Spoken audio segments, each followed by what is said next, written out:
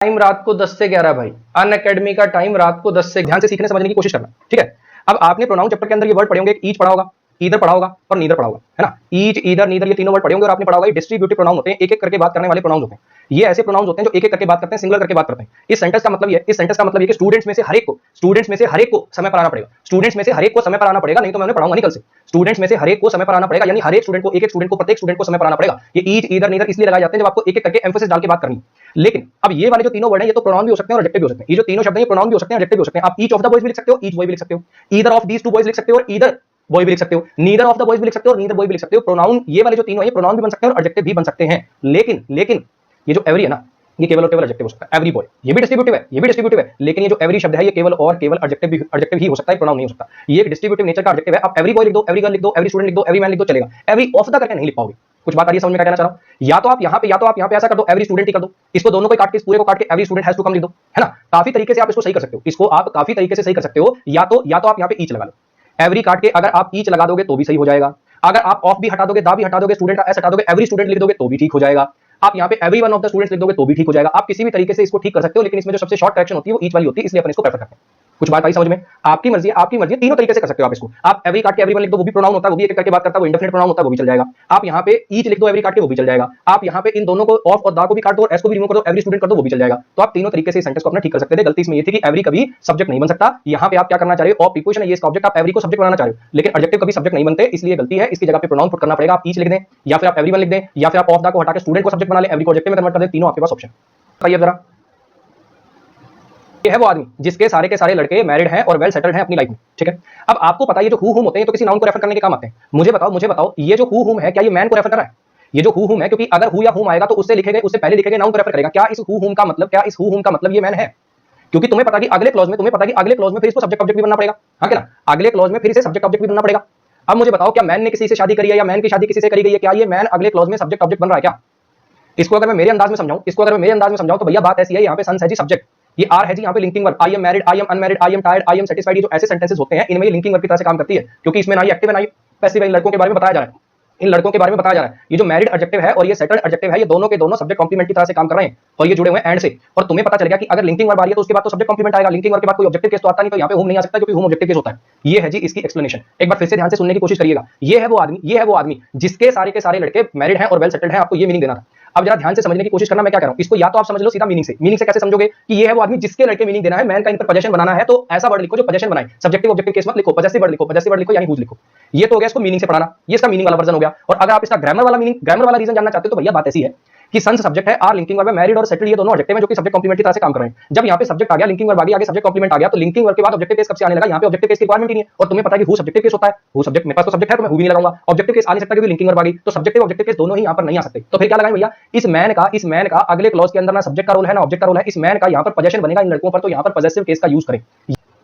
इसमें बताइए जरा क्या है? फ्लेक्सिव प्रोनाउन लगाते हैं, रूल पढ़ा कि नहीं पढ़ा? एडजस्ट है, अप्लाई है, अवेल है, प्राइड है ना, एब्सेंट है, प्रेजेंट है, सबमिट है, रिजाइन है, रिकंसाइल है। क्यों लगाते हैं रिफ्लेक्सिव प्रोनाउन इनके बाद?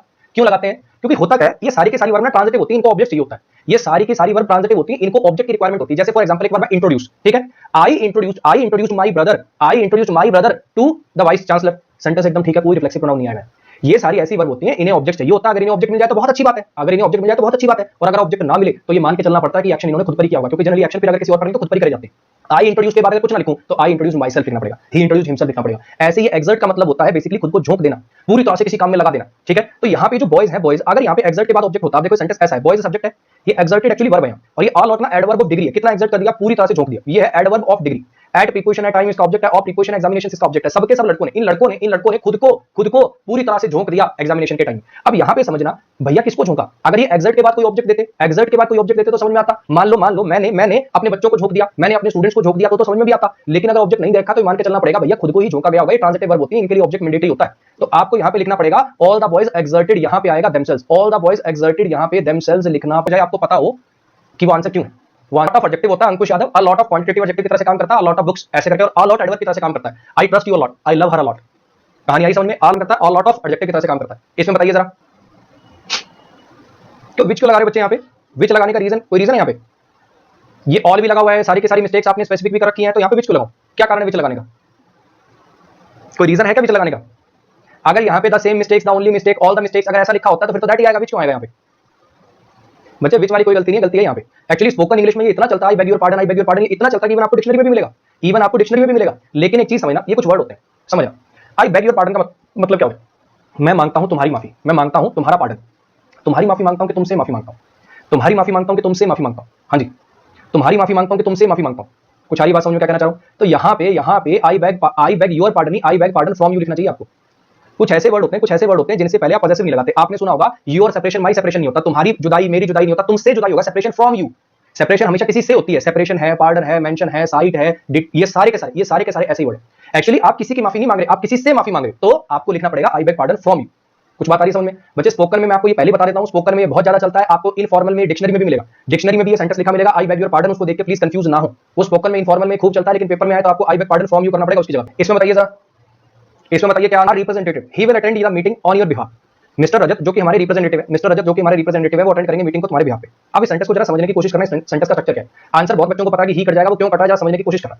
यहाँ पे रजत नाम सब्जेक्ट है, जैसे आपने पढ़ा होगा Narendra Modi comma the prime minister of India, पढ़ा है। इसको बोलते हैं केस इन अपोजिशन, इसको बोलते हैं अपोजिटिव केस, इसको बोलते हैं अपोजिटिव केस। ये बेसिकली इसको केवल और केवल डिस्क्राइब कर रहा होता है। Narendra Modi the prime minister of India, Rajat comma my friend, mister Rajesh comma my uncle. तो ये वाला जो नाउन होता है बेसिकली उसका सिर्फ डिस्क्रिप्शन होता है, लेकिन ये वाला नाउन तो कुछ ना कुछ बनेगा ना, ये नाउन तो कुछ ना कुछ बनेगा। अब आपने देखो क्या कर दिया, ही सब्जेक्ट लिख दिया, विल हेल्पिंग वर्ब लिख दिया, अटेंड मेन वर्ब लिख दिया, मीटिंग इसका ऑब्जेक्ट लिख दिया, ऑन प्रीपोजिशन है, बिहाफ इसका ऑब्जेक्ट हो गया। अब जरा ध्यान से समझने की कोशिश करो कि अगर आप एक नाउन या प्रोनाउन लिखोगे तो उसको सब्जेक्ट ऑब्जेक्ट तो बनना पड़ेगा ना। नाउन या प्रोनाउन लिखोगे तो उसको वर्ब का सब्जेक्ट ऑब्जेक्ट तो बनाओगे ना किसी न किसी वर्ब का। अब आपने क्या करा, इस सब्जेक्ट को लिख दिया, इसका डिस्क्रिप्शन लिख दिया और जबरदस्ती का यहां पे एक प्रोनाउन चेप दिया, जबकि ये वर्ब पे हक था इस वाले सब्जेक्ट का, मिस्टर रजत अटेंड करेंगे, मिस्टर रजत अटेंड करेंगे मीटिंग को, जबरदस्ती का ही क्यों लिख रहे हो? तो यहां पे ये ही सुपरफ्लस है, जरूरत नहीं है इसकी। यहां इसमें बताइए जरा क्या गलती है। बच्चों ने आंसर सही दिया है, ये सेंटेंस नो एरर है। ये जो बच्चे बार-बार कह रहे हैं दैन के बाद आई आएगा, दैन के बाद आई आएगा, दैन के बाद आई आएगा, ये बच्चे रट्टे की पहचान है। ये प्योर रट्टे की पहचान है कि हमने बिठाई है दुनिया जान के रट्टे। दैन के बाद हिम नहीं ही आता है, दैन के बाद मी नहीं आई का प्रयोग होता है, दैन के बाद हर नहीं शी का प्रयोग होता है। ये केवल और केवल रट्टे का साफ साफ ठप्पा है आपके ऊपर। ये जो सेंटेंसेस होते हैं बच्चे, कमल भरोसा करता है अजय पर मुझसे ज्यादा, इसके दो मीनिंग हो सकते हैं। ये आपको बहुत डिटेल में कॉन्सेप्ट पढ़ाया था मैंने, मेरे इस YouTube चैनल पे भी फ्री में पढ़ा रखा है। देखो जरा समझना, यहाँ पे आई लिखोगे तब कुछ और मतलब निकलेगा, मी लिखोगे तब कुछ और मतलब निकलेगा। अगर आई लिखोगे तो कमल और आई दोनों के दोनों भरोसा करेंगे अजय पर, कमल भी अजय पर भरोसा करता है और मैं भी अजय पर भरोसा करता हूं, कमल ज्यादा करता है, ये मीनिंग निकलेगा। और अगर मी लिखोगे तब तुलना होगी अजय की और मेरी, यानी कमल भरोसा करता है अजय पर भी और मुझ पर भी, कमल भरोसा करता है अजय पर भी और मुझ पर भी, लेकिन अजय पर ज्यादा करता है।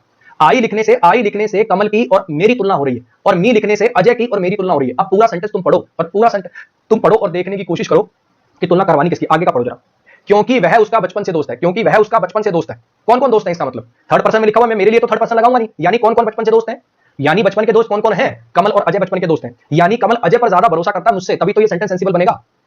बच्चे फिर से समझ लो, जो बच्चे यहां पर दैन के बाद आई चिल्ला रहे थे, भैया ये रट्टे होते हैं, सबको आगे का सेंटेंस पढ़ के डिटरमाइन करना होता है कि आखिर तुलना करवानी किसकी है।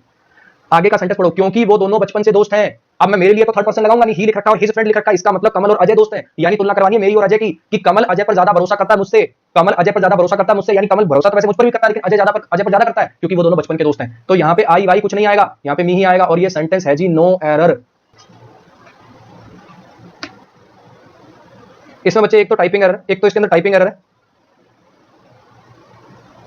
ये बच्चे इसमें टाइपिंग एरर है, यहाँ पे टू एंजॉय आएगा, सॉरी ये इसमें टाइपिंग एरर है, यहाँ पे टू एंजॉय आएगा भाई। अगर कोई काम फ्यूचर में होना होता है तो उसके लिए इन्फिनेटिव लगाते हैं। जो ऐसे लोग जो एक्सरसाइज करते हैं और एक हेल्दी रूटीन को फॉलो करते हैं, जो ऐसे लोग हैं जो एक्सरसाइज करते हैं और हेल्दी रूटीन को फॉलो करते हैं, जो ऐसे लोग हैं जो एक्सरसाइज करते हैं और जो हेल्दी रूटीन को फॉलो करते हैं, बहुत चांसेस हैं कि वो गुड हेल्थ को एंजॉय करेंगे। अब यहाँ पे ये जो हु से लेकर ये इतना लिख रखा है, किसका डिस्क्रिप्शन है, ये दोज का डिस्क्रिप्शन है। ये दोज सब्जेक्ट था जिसको डिस्क्राइब करने के लिए आपने ये हु के साथ वाला क्लॉज लिखा है। अब यहाँ पे अगर ये दोज सब्जेक्ट है तो दोज के अनुसार वर्ब कैसे लगाओगे, सिंगुलर लगाओगे कि प्लूरल लगाओगे, इज लगाओगे कि आर लगाओगे, तो यहाँ पे आएगा जी आर। कहानी आई समझ में? ये जो टू एंजॉय था बच्चे टाइपिंग एरर था, यहाँ एंजॉइंग टू एंजॉय आएगा। likely he is likely to join BJP, he is likely to crack the exam, मतलब बहुत संभावना है कि ऐसा होगा, जब काम फ्यूचर में होना होता है तो उसके लिए इन्फिनेटिव आते हैं ना कि जेरेंट्स। नेक्स्ट बताइए, सेंटेंस को सही करने के दो तरीके हैं। वी सब्जेक्ट है अप्लाइड वर्ब है, ये हार्ट एंड सोल। अब ये अप्लाई ना एक ट्रांजिटिव वर्ब होती है, आप एक काम करो, या तो इसी को ऑब्जेक्ट बना दो कि हमने अपना दिल और आत्मा लगा दी, हमने अपना हार्ट एंड सोल लगा दिया उस काम में, we applied our heart and soul लिख दो, या तो आप यहाँ पे we applied our heart and soul लिख दो। आर लिखने से क्या होगा कि ये दोनों ना ऑब्जेक्ट बन जाएंगे अप्लाइड वर्ब के। या फिर आप एक ऐसा काम भी कर सकते हो, कि यहाँ पे आप आर सेल्स लिख दो, फिर क्या होगा, ये ऑब्जेक्ट बन जाएगा, ये इसका ऑब्जेक्ट बन जाएगा, वी अप्लाइड आर सेल्स, हमने खुद को लगा दिया, और कैसे लगा दिया, फिर ये काम करेंगे एडवर्ब की तरह से। आपने एक रूल सुना होगा, अगर आपको याद हो, it is raining like cats and dogs नहीं होता, it is raining cats and dogs होता, लाइक नहीं आता वहां पे। क्यों नहीं आता? क्या रीजन होता है उसका? उसका रीजन ये होता है कि कैट्स एंड डॉग्स का मतलब होता है हेवीली, वो एक एडवर्ब की तरह से काम करता है। ऐसे ये जो हार्ट एंड सोल है ना, ऐसे ये जो हार्ट एंड सोल है, ये भी एडवर्ब की तरह से काम करता है। कैसे काम कर दिया? मतलब कैसे लगा दिया हमने खुद को पूरे तन मन से। हाउ? ये एडवर्ब की तरह से काम करने वाला स्ट्रक्चर होता है एक्चुअली। कुछ बात आई समझ में? क्या कहना चाह रहा हूं? ग्रामेटिकली तो इससे भी ठीक हो जाएगा, ग्रामेटिकली तो इससे भी ठीक हो जाएगा, लेकिन आप प्रेफर इसको करें क्योंकि ये स्ट्रक्चर ज्यादा बढ़िया माना जाता है कि अप्लाई के बाद रिफ्लेक्सिव लगा लिया और इसको एडवर्ब की तरह से यूज में लेना ज्यादा बढ़िया माना जाता है। एक बार मैं फिर से बोल देता हूं जो बात मैंने बोली, ठीक है? ध्यान से सुनना। अगर सिर्फ ग्रामर की बात है, सिर्फ ग्रामर पूरी करनी है, दोनों तरीके से ठीक हो सकता है। ग्रामर से वो भी ठीक माना जाएगा। We applied our heart and soul, apply verb के ऑब्जेक्ट हो जाएंगे, दोनों नाउन की तरह से काम कर देंगे। लेकिन ज्यादा अच्छा होता है बेसिकली जैसे कैट्स एंड डॉग्स हो गया, बैग एंड बैगेज हो गया, हार्ट एंड सोल हो गया, टूथ एंड नेल हो गया, ये इडियोमेटिक एक्सप्रेशन होता है जो एडवर्ब की तरह से काम करते हैं। तो ज्यादा बढ़िया रहेगा आप इसको एडवर्ब बना दो और इसको अपना एक अलग से ऑब्जेक्ट दे दो, आर से प्रेफर करें। लो मैं इसको हटा ही देता हूं, इसको मैं हटा ही देता हूं वरना आप कंफ्यूज रहोगे बार बार। समझ में आई बात क्या कहना चाह रहा हूं?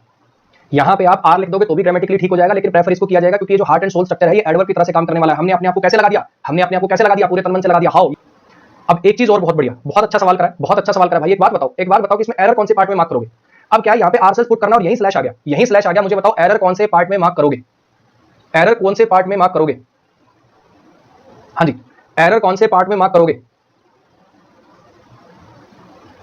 बच्चे ध्यान रखना, इसको स्टार मार्क करके लिख लेना, इसको स्टार मार्क करके अपनी कॉपी में लिख लेना कि जहां पे स्लैश लगना हो अगर वहीं एरर आ जाए, मतलब वहीं कुछ पुट करना है, तो पहले वाले पार्ट में एरर मार्क होता है। ए पार्ट में मार्क होगा, ये ए पार्ट में मार्क होगा। कृपया मेरी उस बात से इसको कंफ्यूज ना करें। मैंने और बात बोल रखी है, अगर एक ही सेंटेंस को सही करने के दो तरीके हो तो बाद वाले पार्ट में करेक्शन किया जाता है। ये वो बात नहीं है, ये वो बात नहीं है। वहां पे क्या होता है, मान लो ए में कुछ करेक्शन कर दूं तो भी सही हो जाएगा, सी में कुछ करेक्शन कर दूं तो भी सही हो जाएगा, तो सी वाले को करेक्शन कर लेना। ये वो बात नहीं है। मैं कह रहा हूं अगर स्लैश की जगह पे कुछ लगना है, जहां पे स्लैश आ रहा है अगर वहीं कुछ लगना है तो समझ जाना कि ए पार्ट में एरर आपको मार्क करना पड़ेगा, इसको स्टार मार्क कर लेना। नेक्स्ट पर ने कुछ और बताया था शिवम सक्सेना, यही तो मैं बता रहा हूं बच्चे, उसको इससे कंफ्यूज मत। ने कुछ और बताया था शिवम सक्सेना, यही तो मैं बता रहा हूं बच्चे, उसको इससे कंफ्यूज मत कर। वो चीज कुछ और थी। अगर एक ही सेंटेंस को सही करने के दो तरीके हो, यानी यहां भी कुछ चेंज कर दो तो भी सही हो जाएगा, यहां भी कुछ चेंज कर दो तो भी सही हो जाएगा, तो बाद वाले में करेक्ट करना वो अलग चीज है, ये अलग चीज है। 3 बार तो बोल दिया, फिर भी अगर भेजा नहीं other coming at this order. मैं हैरान था किस चीज पर हैरान था? तुम्हारे भाई के इतनी लेट आने पर मैं हैरान था। तुम्हारे भाई पर हैरान नहीं था, उसके लेट आने पर, उसके इतनी लेट आने पर। ऑड आर का मतलब अजीब आर, मतलब खास करके रात को, ऐसे टाइम पे जब आप किसी को एक्सपेक्ट ना कर रहे हो, उस टाइम पे अगर कोई आपके घर पे आ जाए, मान लो रात को 12 बजे आपके पड़ोसी गेट खटखटाएं, तो अजीब हो जाएगा नहीं हो जाएगा? अब किस चीज पर सरप्राइज थे? किस चीज पर सरप्राइज थे? Surprise at what? तुम भाई पर सरप्राइज थे कि उसके इस अजीब घंटे पर आने पे, इस अजीब टाइम पे आने पे सरप्राइज थे। तुम सरप्राइज थे इस पे। तो एट प्रीपोजिशन का you are surprise at this thing, तो एट प्रीपोजिशन का ऑब्जेक्ट बनेगा ये, यानी ये नाउन बनेगा, यानी ये जेंडर बनेगा। और एक नाउन के साथ दूसरा नाउन कैसे आ सकता है? एक नाउन के साथ दूसरा नाउन कैसे आ सकता है? तो यहां पे इस नाउन को पॉजेसिव फॉर्म में कन्वर्ट करना पड़ेगा ताकि एडजेक्टिव जैसा बिहेव करने लग जाए। जैसे करते हैं ना करंस हाउस, वैसे तो दो नाउन इकट्ठे नहीं आते, लेकिन अगर मैं करंस हाउस लिख देता हूं तो आ सकते हैं। क्यों? क्योंकि जब आप करंस लिख दोगे तो अब वो नाउन सब्जेक्ट ऑब्जेक्ट की तरह से नहीं, अब वो पॉजेसिव एडजेक्टिव की तरह से काम करने लग जाता है। इसलिए आप यहां पे ब्रदर नहीं, आप यहां पे ब्रदर्स वर्ड का यूज करिए।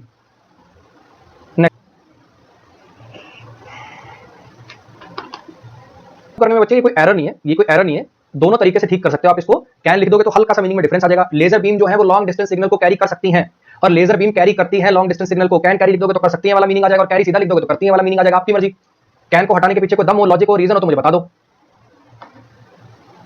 कर सकती हैं, लेजर बीम में कैपेबिलिटी है ये काम करने की, लेजर बीम में कैपेबिलिटी है ये काम करने की। ही प्लेज क्रिकेट भी सही होता है, और ही कैन प्ले क्रिकेट गलत हो जाएगा। जरूरी है उसको इंडेफिनिट में लिखूं मैं?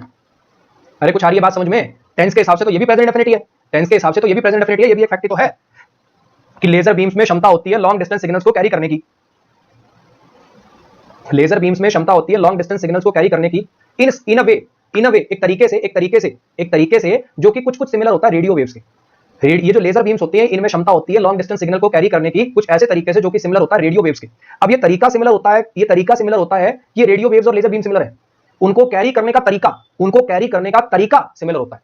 कुछ सारी बात समझ में? लेजर बीम जो होती हैं वो कैरी करती हैं लॉन्ग डिस्टेंस सिग्नल को कुछ ऐसे तरीके से जो कि सिमिलर होता है रेडियो वेव्स के कैरी करने के तरीके के। कुछ बात आई समझ में? आपने देखो ये वाले जो होते हैं ना, ये वाले जो सेंटेंसेस होते हैं थोड़ा सा टेढ़ा हो गया, हाई थोड़ा बढ़िया लेवल का सेंटेंस हो गया। अगर मैं यही लिख देता the air of Delhi, Delhi की आवाज ज्यादा पॉल्यूटेड है मुंबई की हवा से। अच्छा जयपुर के होटल्स ज्यादा एलिगेंट है दिल्ली के होटल से, दैट दोज ऑफ दिल्लीज, और ऐसे करके वो वाले यार तो हर कोई कर लेता, लेकिन थोड़ा सा जैसे यहाँ पे ले आया तो दिक्कत हो गई। अब यहाँ पे कहना चाह रहा हूँ कि लेजर बीम्स जो होती हैं वो कैरी करती हैं लॉन्ग डिस्टेंस सिग्नल को कुछ ऐसे तरीके से जैसे रेडियो वेव्स करती है, नहीं जैसे रेडियो वेव्स के सिमिलर नहीं, रेडियो वेव्स के कैरी करने के तरीके के। यहाँ पे रेडियो वेव्स कैन या रेडियो वेव्स डू ऐसे करना पड़ेगा आपको। यहाँ बेसिकली तरीके से कंपैरिजन होगा, ना कि एक तरीके का रेडियो वेव से कंपैरिजन कर दोगे। ये था जी इसका आंसर। कुछ आई कहानी समझ में क्या कहना चाह रहा हूं? लेजर बीम कैरी करती है लॉन्ग डिस्टेंस सिग्नल्स को एक तरीके से जो कि सिमिलर होता है रेडियो वेव्स जैसे करती हैं, similar to as radio waves do.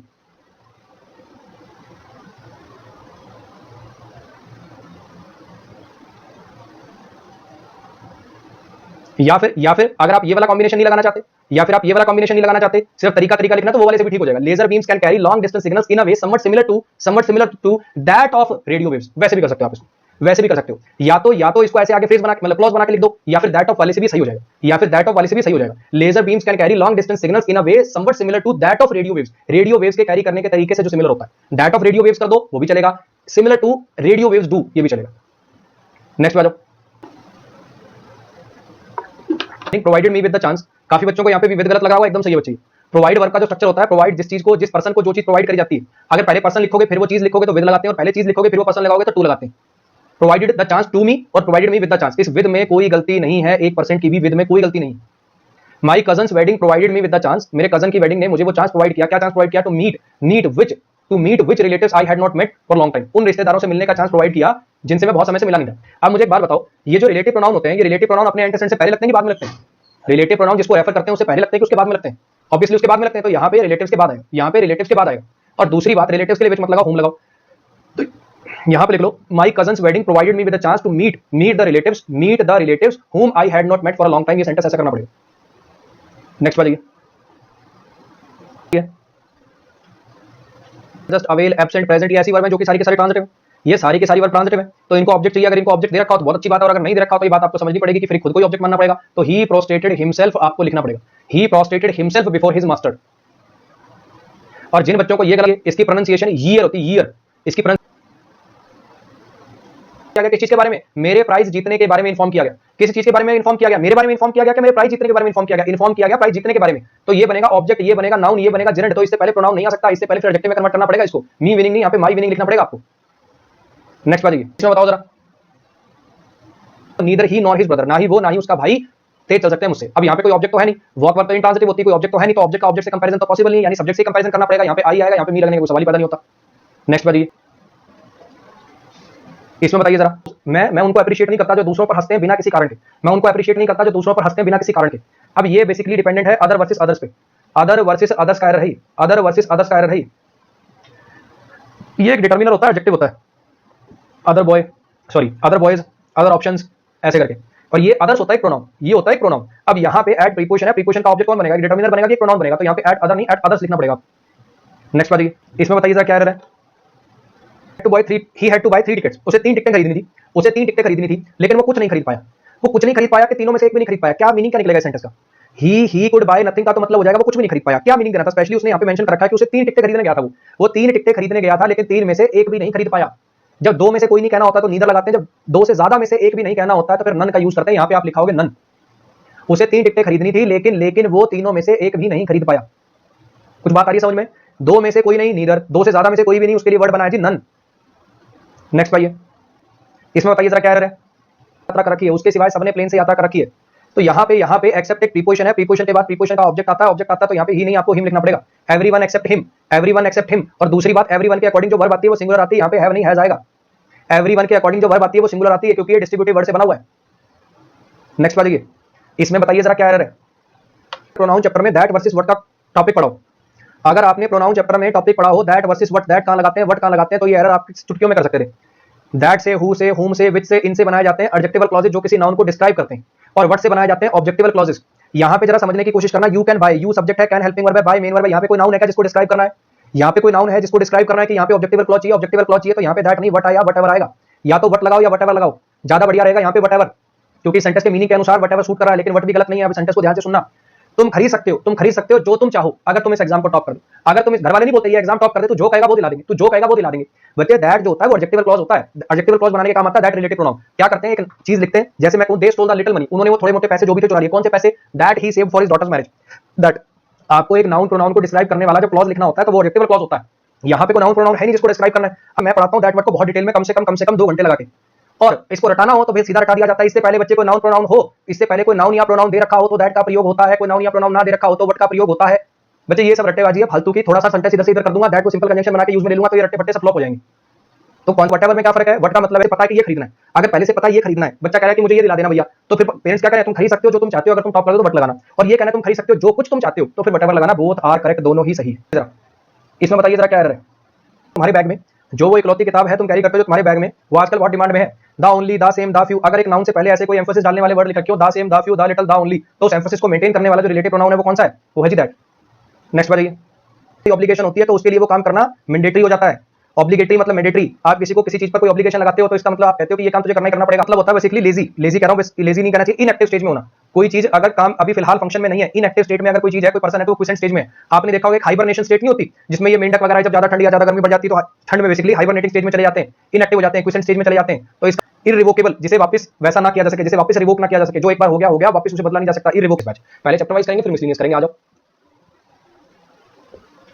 The king walked to the market with both his servant on either side of his to help him buy things. ये किंग जो है ये बाजार की तरफ चला, किंग जो है ये बाजार की तरफ चला, इसके दोनों सर्वेंट जो थे वो इसके ईदर साइड पे थे, मतलब एक इस साइड पे और एक इस साइड पे था, एक इस साइड पे और एक इस साइड पे था, ठीक है। अब यहाँ पे ईदर साइड ऑफ हिज के ईदर साइड ऑफ हिम। अब ये हिज जो होता है या तो ये पॉसेसिव एडजेक्टिव होता है या फिर ये पॉसेसिव प्रोनाउन होता है। अगर ये पॉसेसिव प्रोनाउन होता है तो किसी ना किसी नाउन को रेफर करता। Either side of his side नहीं भैया, ईदर साइड ऑफ उसकी साइड में से हर एक साइड, ये भी नहीं कहना। तो यहाँ पे ईदर साइड ऑफ हिम, उसके दोनों साइड पे, ये कहना चाह रहे हैं यहाँ पे। ये और प्रीपोजिशन है तो उसके बाद ऑब्जेक्टिव केस आएगा, तो यहाँ पे हिज नहीं हिम का यूज होना चाहिए। हाँ जी, किसी बच्चे को ये बोथ हिज में गलती लगी, बच्चे बोथ हिज एकदम ठीक है, ध्यान रखना। ये ऑल और बोथ जो होते हैं ऐसे डिटरमिनेंट होते हैं, आर्टिकल इनके बाद यूज कर जाते हैं, आर्टिकल हो चाहे पॉसेसिव एडजेक्टिव हो। ये ऑल और बोथ होते हैं ना, वैसे तो जनरली कैसे होता है, देखो he bought a big house होता है, he bought a big house होता है, यानी आर्टिकल पहले आता है, फिर एडजेक्टिव आता है, फिर नाउन आता है। लेकिन आपने देखा होगा all the boys, both the boys, हाँ कि ना। ये दो ऐसे क्वांटिटेटिव एडजेक्टिव कह लो, डिटरमिनर कह लो, ये दो ऐसे शब्द हैं बेसिकली जिनके बाद आते हैं एडजेक्टिव, इसको ध्यान रखना। हिज बोथ सर्वेंट्स मत कर देना, बोथ हिज सर्वेंट्स ही आएगा। हिज बोथ सर्वेंट्स मत कर देना, बोथ हिज सर्वेंट्स ही आएगा, ठीक है। इस बात को ध्यान रखना, एक दो बार ये वाला एरर भी आता है। इसमें बताओ, बता दो जरा। अब इस सेंटेंस का थोड़ा सा स्ट्रक्चर देखने की कोशिश करो जरा। ये नीदर है सब्जेक्ट, ये ऑफ है प्रीपोजिशन, और ये स्टूडेंट है इसका ऑब्जेक्ट, ठीक है। ये टू और मेडिकल इसके लिए एडजेक्टिव है। अब काफी बच्चों को लग सकता है कि जो सस्पेक्टेड है ये वर्ब है, एक्चुअली सस्पेक्टेड वर्ब नहीं है, ये सस्पेक्टेड वर्ब नहीं है, ये पास्ट पार्टिसिपल है, एडजेक्टिव की तरह से काम करेगा ये। क्योंकि ये जो स्टूडेंट्स हैं इन्होंने किसी पर शक नहीं किया, स्टूडेंट्स ने किसी पर शक नहीं किया, स्टूडेंट्स पर शक किया जा रहा है, तो बेसिकली एडजेक्टिव की तरह से काम कर रहा है। Neither of the two students, ये जो स्टूडेंट्स हैं ये सस्पेक्टेड है, ये एडजेक्टिव की तरह से काम कर रहा है, यहाँ पर ना कि वर्ब की तरह से। ये प्रीपोजिशन है और ये इसका ऑब्जेक्ट है, कौन सा केस, मिसिंग गर्ल केस, ये इसको डिस्क्राइब कर रहा है। अब ये जो वर्ब है ना, एक्चुअली इसका सब्जेक्ट ही है, और नीदर आपको पता है कि डिस्ट्रीब्यूटिव नेचर का शब्द होता है, एक एक करके बात करता है, सिंगुलर करके बात करता है, तो उसके लिए वर्ब सिंगुलर आती है, यहाँ पे हैव नहीं हैज का यूज होगा। हाँ जी, कॉन्सेप्ट इसमें बताओ जरा। करेक्ट इन्फॉर्मेशन, काफी बच्चों को ये गलत लगा हो सकता है, यहाँ पे जो गेटिंग है ना सब्जेक्ट है, ये गेटिंग सब्जेक्ट है जो कि नाउन की तरह से काम कर रहा है, और ये जेरेंड है जी जेरेंड। तुम्हारा करेक्ट इन्फॉर्मेशन पाना, तुम्हारा करेक्ट इन्फॉर्मेशन प्राप्त करना, ये योर पॉसेसिव एडजेक्टिव है, इसमें कोई गलती नहीं, इसमें कोई गलती नहीं है। तुम्हारा करेक्ट इन्फॉर्मेशन प्राप्त करना डिपेंड करता है, तुम्हारा करेक्ट इन्फॉर्मेशन प्राप्त करना डिपेंड करता है, ये है ऑब्जेक्ट ऑफ जेरेंड। जो मुझसे पढ़े वो जानते होंगे, ये gerund infinitive participle semi verb होते हैं, अर्ध वर्ब होते हैं, चाहे तो अपना ऑब्जेक्ट रख सकते हैं। तुम्हारा करेक्ट इन्फॉर्मेशन प्राप्त करना विल एंटायरली डिपेंड, वो एंटायरली डिपेंडेंट होगा, वो पूरी तरह से डिपेंड करेगा किस चीज पर, कि तुम पूछते किससे हो। अब यहाँ पे ये यू सब्जेक्ट है, ठीक है, और वैसे भी ऑन प्रीपोजिशन आ गई, अब तो सोचने की जरूरत नहीं है। अगर यहाँ पे ऑन प्रीपोजिशन आ रही है तो ऑब्वियसली यहाँ पे क्या है, ऑब्जेक्टिव केस आएगा, ऑन होम यू आस्क। ये किस चीज पे डिपेंडेंट है कि तुम किससे पूछते हो, ये इसी किस चीज पे डिपेंडेंट है कि तुम पूछते किससे हो। कहानी आगे समझ में, नेक्स्ट आ जाओ। यहाँ पे एक चीज समझने की कोशिश करना कि किससे तुम पूछते हो। एक्चुअली क्या है ना, ये आस्क होती है डाई ट्रांजिटिव वर्ब, ये आस्क होती है डाई ट्रांजिटिव वर्ब। अब इसमें क्या कर दिया इसने, ऑन प्रीपोजिशन लगा के यहाँ पे इसको दे दिया, तो क्या पूछते हो लिखने की जरूरत नहीं पड़ी, क्योंकि वो चीज अंडरस्टूड हो गई। तुम्हारा करेक्ट इन्फॉर्मेशन प्राप्त करना एंटायरली डिपेंड करेगा इस बात पर कि तुम पूछते किससे हो।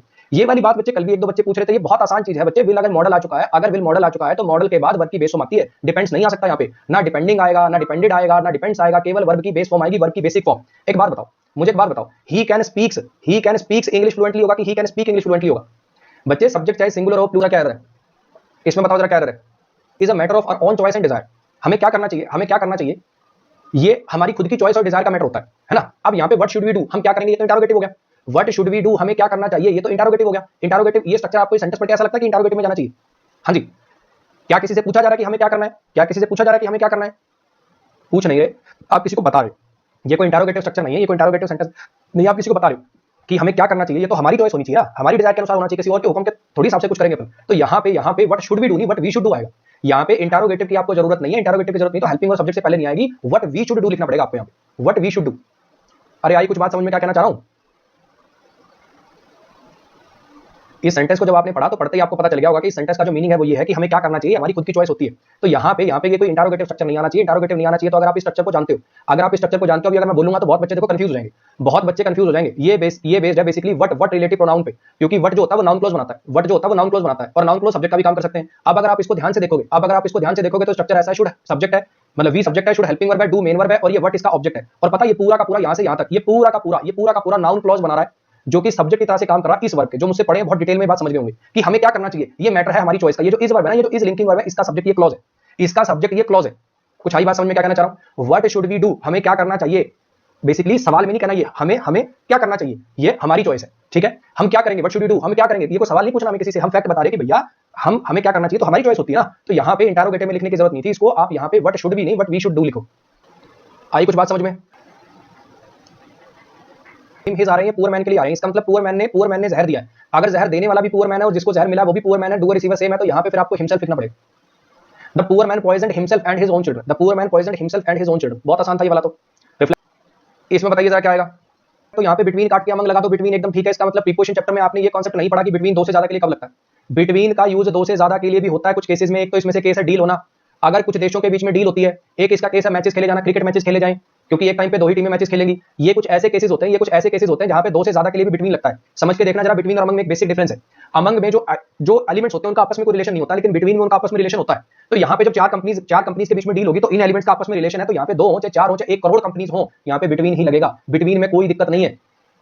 समझ में आई इतनी बात? यहाँ पे दिक्कत है वो जो आपको कल पढ़ाई थी। एक एग्रीमेंट साइन हुआ 4 कंपनीज के बीच में, क्योंकि ये बेनिफिट में था, क्योंकि ये फायदे में था उन सबके। यहाँ पे अगर आप देखना चाह रहे हो और प्रीपोजिशन का ऑब्जेक्ट लिखना चाहते हो आप, तो और ऑब्जेक्ट का काम तुम्हें पता नाउन या प्रोनाउन नहीं करते हो। मैं कल ही पढ़ा के कहूं कि एवरी की औकात सिर्फ एडजेक्टिव तक की है। ये एवरी शब्द तो केवल और केवल डिस्ट्रीब्यूटिव एडजेक्टिव बन सकता है, ये कोई सब्जेक्ट ऑब्जेक्ट नहीं बन सकता, क्योंकि ये नाउन प्रोनाउन नहीं होता। तो फिर क्या करना पड़ेगा आपने को, यहाँ पे एवरी हटा के आपको ईच ऑफ देम लिखना पड़ेगा कुछ को। और आज आपके क्लास में से पचाएगा इसे आता है बच्चे। जो बच्चे कह रहे हैं वहां पे सर ऑल लगा सकते हैं बच्चे, ग्रामेटिकली ठीक है, लेकिन एक चीज समझने की देखना, अगर पहले डिस्ट्रीब्यूटिव नेचर का वर्ड लिखा हुआ है ना, अगर पहले डिस्ट्रीब्यूटिव नेचर का वर्ड लिखा हुआ है तो उसको करेक्ट करने के बाद भी आप डिस्ट्रीब्यूटिव नेचर का ही वर्ड लिखना। अगर पहले एवरी लिखा है डिस्ट्रीब्यूटिव नेचर का, तो बाद में भी डिस्ट्रीब्यूटिव नेचर का ही वर्ड लिखना। यहाँ पे हर्ष का मतलब है हर कंडीशन। हर्ष क्या है? पजेसिव प्रोनाउन है। हर्ष एक पजेसिव प्रोनाउन है, इसका मतलब है her condition. Her condition is the same condition. Her condition is the same condition as mine. Mine का मतलब है माई कंडीशन। माइन भी क्या है? पजेसिव प्रोनाउन है, तो इसका मतलब है my condition. Her condition is the same condition as mine का मतलब है her condition is the same condition as my condition. उसकी जो कंडीशन है वो सेम है जैसी मेरी कंडीशन है। दैट ऑफ माइन क्यों लगाओगे बच्चे? दैट ऑफ माइन क्यों लगाओगे? क्योंकि कंडीशन का आगे किसी चीज पे पोजीशन थोड़ी बनाना है। कंडीशन पे पोजीशन है, कंडीशन पे पोजीशन यहां बना हुआ है, उसकी कंडीशन की तुलना मेरी कंडीशन से हो रही है। क्या दिक्कत है उसमें? क्या दिक्कत है इसमें? कोई दिक्कत नहीं है। ये नो एरर है बच्चे, नो एरर। बगैर मतलब की कोशिशें मत करो, बगैर मतलब की कोशिशें मत करो। ये नो एरर है, ये इसीलिए दिया है। तुम ये हर फर्ज में सोच के, जैसे कुछ बच्चे होते हैं ना, यही होगा एरर, बस होगा, अपने मन से उनकी आवाज आ जाती है यही होगा। एक भाई तो लिख रहे हैं ये वर्ड हर के ऊपर अपोस्ट्रोफी एस, अवे देवता। क्या कर रहा है भैया? ये एडजेक्टिव पे पहनने से प्रिंसिपल ने ऑब्जेक्ट किया। तो यहां पर जरा समझने की कोशिश करना, यहां पे जरा समझने की कोशिश करना। The principal objected to them wearing short skirts at the function. अब यहाँ पे प्रिंसिपल ने ऑब्जेक्ट किससे किया? इनसे किया, लड़कियों से। ऑब्वियसली लड़कियां स्कर्ट्स पहन रही होंगी, इन लड़कियों पे ऑब्जेक्शन किया कि उनके शॉर्ट स्कर्ट पहनने पे ऑब्जेक्शन किया। ऑब्जेक्शन किस चीज पर किया गया? इन लड़कियों पर ऑब्जेक्शन किया गया कि इनके शॉर्ट स्कर्ट पहनने पर ऑब्जेक्शन किया गया। तो ऑब्वियसली ऐसा कल भी एक सेंटेंस आया था, तो ऑब्जेक्ट बनेगा ये वियरिंग। अगर ये ऑब्जेक्ट बनेगा तो ये नाउन बनेगा, तो ये जेंडर बनेगा। इसका मतलब ये प्रोनाउन नहीं आ सकता, यहाँ पे आपको ऑब्जेक्टिव लिखना पड़ेगा, देयर वियरिंग लिखना पड़ेगा आपको। नेक्स्ट बताइए, इसमें बताओ जरा। ये ईच जो होता है ये एडजेक्टिव भी हो सकता है, प्रोनाउन भी हो सकता है। ईच ऑफ द बॉयज भी लिख सकते हो, ईच बॉय भी लिख सकते हो। ये यहाँ पर डिस्ट्रीब्यूटिव एडजेक्टिव की तरह से काम कर रहा है, बॉय यहाँ पर सब्जेक्ट की तरह से काम कर रहा है, इसमें कोई गलती नहीं है। एक बच्चा कमेंट करा था ईच बॉयज, बच्चे इसको कहते हैं ये गलती, तो क्या निकालना है? ये गलती और कर देना। जब ये डिस्ट्रीब्यूटिव नेचर का वर्ड लिख दिया, इसके साथ प्लूरल प्रोनाउन कैसे आ सकता है? ईच बॉय लिखोगे कि ईच बॉयज लिख दोगे? अब यहाँ पे वर्ब सिंगुलर आएगी। हर एक लड़के को एक खिलौना दिया गया एज अ पार्टिंग गिफ्ट। जैसे कोई मतलब कोई फंक्शन वगैरह था, वहां से जाते हुए एज अ पार्टिंग गिफ्ट हर एक लड़के को खिलौना दिया गया, जिसने उसे खुश कर दिया। अब है क्या चीज? जरा ध्यान से समझना, है क्या चीज? जरा ध्यान से समझना। बच्चों ने ऐसा पढ़ रखा होता है कि ईच आ गया तो नाउन सिंगुलर, वर्ब सिंगुलर, और आगे कोई प्रोनाउन एडजेक्टिव आएगा वो भी सिंगुलर। लेकिन एक बात नहीं पढ़ी उन्होंने कि ये जो बातें बोली है ना, वर्ब सिंगुलर और ये सारी बातें, ये कौन से क्लॉज के लिए? उस क्लॉज के लिए जिसमें ईच आ रहा हो। ये उस क्लॉज के लिए जिसमें ईच आ रहा हो। ये थोड़ी है कि पूरा ग्रंथ लिखा हुआ उसमें एक बार अगर पूरे पैसेज में ईच वर्ड आ गया तो आगे कोई प्लूरल वर्ड तुम लगने नहीं दोगे। सोचो जाए इस बात को। यहाँ पे लिख रखा है कि हर एक बच्चे को खिलौना दिया गया। इसने बेसिकली उस खिलौने ने उन बच्चों को खुश कर दिया। हर एक बच्चे को खिलौना दिया गया जिसने उन्हें खुश कर दिया। आपको एक सिंगल बच्चा खुश हुआ कि वो सबके सब बच्चे खुश हुए? बच्चे डिस्ट्रीब्यूटिव नेचर का वर्ड लिखा हुआ है, सब्जेक्ट सिंगुलर आएगा, वर्ब सिंगुलर आएगी, बात एकदम तय है। लेकिन कौन से क्लॉज में? जिस क्लॉज में ईच आ रहा हो। अगर अगला क्लॉज शुरू हो जाएगा और तुम उन सब बच्चों को रेफर करना चाहोगे तो देम से रेफर करोगे, हिम से कैसे कर दोगे? तो जो बच्चे यहाँ पे हिम चला रहे हैं ना, ये प्रीवियस ईयर क्वेश्चन है और ये सेंटेंस नो एरर है, नो एरर है, ये नो एरर। यहाँ हिम लगा दोगे ना तो मीनिंग चेंज हो जाएगा सेंटेंस का। मान लो मैं एक अनाथालय चलाता हूँ, कोई अमीर आदमी हमारे यहाँ फंक्शन के लिए आया, उसने फंक्शन किया और हर बच्चे को गिफ्ट देके चला गया, है ना? हर बच्चे को एक गिफ्ट मिला, एक एज ए पार्टिंग गिफ्ट, और इस गतिविधि से मैं खुश हो गया। तो कोई तीसरा आदमी कह रहा है हर बच्चे को एक पार्टिंग गिफ्ट मिला जिसने उसे खुश कर दिया, यानी मुझे खुश कर दिया। ये मतलब हो जाएगा हिम लगाने का। इसमें बताओ जरा, ये भी नो एरर बच्चे, ये भी नो एरर है। अब इसके अंदर मैं बताता हूँ आप क्या क्या चीजें लगा रहे हो बिना मतलब की। कि पहले सेंटेंस का मतलब समझो, फिर बताता हूँ। एक ऐसा व्यक्ति जो हमेशा हेजिटेट करता रहता है, एक ऐसा व्यक्ति जो हमेशा हिचकिचाता रहता है कि दो में से कौन सी चीज वो पहले करेगा, वो अल्टीमेटली दोनों ही नहीं करता। जो सोचता रहता है ये करूं कि ये करूं, वो आदमी दोनों ही काम नहीं कर पाता। ये सेंटेंस का मतलब है। अब जरा ध्यान से समझ के देखना। अब फिर वही दिक्कत, हमने एक चीज रट रखी है कि अगर एक बार सब्जेक्ट वन आ गया तो उसके अकॉर्डिंग वंस लिखना होता है, आगे ही नहीं आता, कभी भी वन ही लिखा करो। बातें सारी ठीक है, कौन से क्लॉज में? जिस क्लॉज में वो होता है। अगर मुझे एक बात बताओ, अगर मैं ये सेंटेंस लिख रहा हूं, देखो आपने रूल यहां पढ़ा है, वन मस्ट लव्स या one ought to love, error ऐसे आता है one ought to love his country. यहाँ पे आपको एरर ऐसे पढ़ाया जाता है कि भैया अगर सब्जेक्ट वन आ जाए तो चीजें वन के अनुसार चलती है। यहाँ पे बेटा वंस लगाना, यही एरर पढ़ रखे हैं आपने, वन के अनुसार वंस लगाना, वन के अनुसार वन सेल्फ लगाना, वन के अनुसार कभी ही मत लगा देना, यही पढ़ रखा है। लेकिन मुझे एक बात बताओ, जब आपने इस वन को अब स्पेसिफिक कर दिया, कौन सा वन? हर ऐसा आदमी जो हेजिटेट करता है कि दो चीजों में से कौन सी वो पहले करेगा, हर एक ऐसा आदमी, आपने इसको हु लगा के अब स्पेसिफिक कर दिया। अब यहां पे ये जो आदमी आप लिख रहे हो, ये जो पर्सन आप लिख रहे हो, मुझे ये बता दो कि अब ये हर किसी को रेफर कर रहा है कि अब ये स्पेसिफिक को रेफर कर रहा है? हर एक ऐसा आदमी, हर कोई ऐसा आदमी जो हेजिटेट करता है कि दो में से कौन सी चीज वो पहले करेगा, दो में से वो कौन सी चीज पहले करेगा। तो ये जो अब यहाँ पे ये जो वर्ड आप लिख रहे हो, ये सब पे वैलिड है। जैसे यहाँ पे ये वन है, हर कोई को रेफर करता है, क्या यहाँ पे हर कोई को रेफर कर रहा है? अब ये स्पेसिफिक हो गया, इसलिए यहाँ पे वन नहीं लिखोगे, इसलिए यहाँ पे अब ही आया, क्योंकि अब उस पर्टिकुलर पर्सन की बात कर रहे हैं जो हेजिटेट करता है दो में से कौन सी चीज वो पहले करेगा। एक ऐसा आदमी जो हेजिटेट करता है कि दो में से पहली चीज वो कौन सी करेगा, दो में से पहले वो कौन सा करेगा, विल अल्टीमेटली। ये जो वन है इसकी वर्ब यह है विल अल्टीमेटली डू, ये जो डू है ये वर्ब है वन की, और ये वन के अकॉर्डिंग अब डज नहीं आएगा यहाँ पे क्योंकि मॉडल आ चुका है। वो दोनों में से कोई भी नहीं करेगा, ये सेंटेंस है, नो एरर, और ये भी प्रीवियस ईयर है। कुछ बात आगे समझ में? नेक्स्ट पे जाओ, इसमें बताओ जरा। ये नेवर आना था, टाइपिंग एरर, ये नेवर आना था, ये टाइपिंग एरर पढ़ा है। विच एनिमल्स के लिए आता है, विच थिंग्स के लिए आता है, और विच की खास जगह होती है जब एक पूरे के पूरे क्लॉज को रेफर करना हो। याद आ गया? अब हुआ होगा क्लिक भाग के, अब हो गया होगा ना क्लिक। जब किसी एक सिंगल वर्ड को नहीं बल्कि पूरे के पूरे क्लॉज को रेफर करना हो तब विच रिलेटिव प्रोनाउन का यूज किया जाता है। उसने कभी मुझे हर्ट नहीं किया, उसने कभी मेरे सेंटीमेंट्स को हर्ट नहीं किया और कभी मुझे धोखा नहीं दिया, उसने कभी मेरे सेंटीमेंट्स को हर्ट नहीं किया और कभी मुझे धोखा नहीं दिया। ये निशानी है, ये निशानी है एक ग्रेट आर्टिस्टिक लवर की। क्या निशानी है? क्या निशानी है? ये पूरा का पूरा क्लॉज, कभी कभी सेंटीमेंट्स को हर्ट ना करना, कभी धोखा ना देना, ये जो एक्शन है ना उसका, ये पूरी की पूरी बात, ये निशानी है। अगर किसी एक सिंगल वर्ड को नहीं, यहाँ पे कोई मी को रेफर करना है, रिलेटिव प्रोनाउन यहाँ किसी सिंगल वर्ड के लिए नहीं बल्कि पूरे के पूरे क्लॉज के लिए, और जब पूरे के पूरे क्लॉज को रेफर करना हो, पूरा का पूरा क्लॉज एंटीसेडेंट बन जाए, तो उस केस में रिलेटिव प्रोनाउन विच लगाया जाता है। पढ़ रखा होगा, बस आपको याद नहीं आया, पर सबने रखा है, यही मैं करवाना चाह रहा हूं। बताओ जरा इसमें, बताओ जरा क्या आएगा? क्या है? बच्चे ने चीजें रट रखी होती हैं। अब इसके अंदर क्या हो रहा है? यू सब्जेक्ट है, थिंक वर्ब है, यू सब्जेक्ट है, थिंक वर्ब है। तो बच्चे को ऐसा लगता है कि आगे ये शी सब्जेक्ट है, शी सब्जेक्ट और इज वर्ब है। जब दोनों वर्ब को सब्जेक्ट मिल चुका है, तो यहाँ पे सब्जेक्टिव केस नहीं ऑब्जेक्टिव केस आना चाहिए, सब्जेक्टिव केस नहीं ऑब्जेक्टिव केस आना चाहिए। हर बच्चा सोचेगा कि यहाँ पे होम सही है एकदम, लेकिन एक बात बताओ, ये इज कैसी वर्ब है? लिंकिंग वर्ब है। लिंकिंग वर्ब के बाद क्या आते हैं? लिंकिंग वर्ब के बाद क्या आते हैं? ऑब्जेक्ट आते हैं। यहाँ पे जो भरा जाएगा शी इज, यहाँ पे ऑब्जेक्ट भरा जाएगा कि सब्जेक्ट कॉम्प्लीमेंट भरा जाएगा? कभी भी ऑब्जेक्ट नहीं भरा जाएगा, या सब्जेक्ट कॉम्प्लीमेंट भरा जाएगा, और सब्जेक्ट कॉम्प्लीमेंट हमेशा सब्जेक्टिव केस में होता है। सब्जेक्ट कॉम्प्लीमेंट हमेशा सब्जेक्टिव केस में होता है, तो भैया यहाँ पे होम नहीं हुआ आएगा, यही काम करेगा सब्जेक्ट कॉम्प्लीमेंट की तरह से। अरे कुछ बातें आ रही हैं समझ में? क्या कहना चाह रहा हूँ मैं? ये कहना चाह रहा हूँ कि भैया इज है यहाँ पे, इज लिंकिंग वर्ब।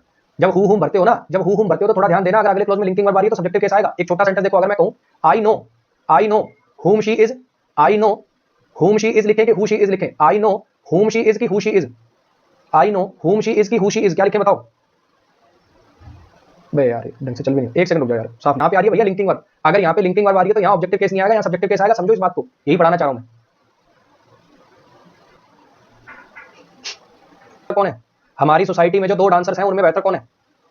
अगर आपको याद हो, पढ़ रखा आपने, बस आपको याद नहीं आ रहा कि सिलेक्शन के केस में भी विच लगाते हैं, चाहे इंसानों में से छांटना हो, चाहे जानवरों में से छांटना हो, चाहे चीजों में से छांटना हो। इसके अंदर एक एरर हो रहा है, देखते हैं कौन बता पाएगा। इसके अंदर एक एरर हो रहा है, देखते हैं कौन बता पाएगा। इसके अंदर एक एरर और है, देखते हैं कौन बता पाएगा। बताओ जरा।